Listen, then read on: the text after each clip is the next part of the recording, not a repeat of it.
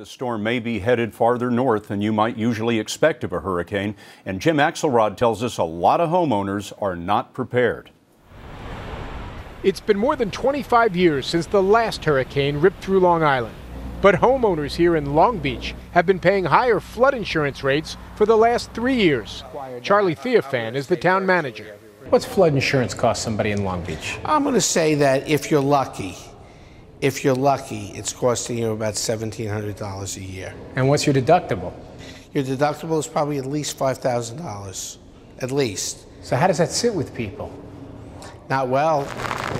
After Hurricane Katrina inflicted $80 billion in damage, insurance companies dropped hundreds of thousands of policyholders along the East Coast. Many were forced to buy more expensive policies or look to the federal government for coverage. Virtually no private insurers are writing the policies anymore. They're only through FEMA.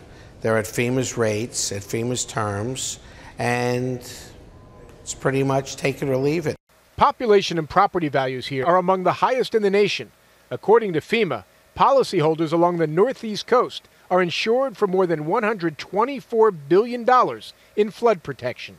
You don't look at market value, you look at what is it going to cost to rebuild these homes, and that's what property casualty insurers look at.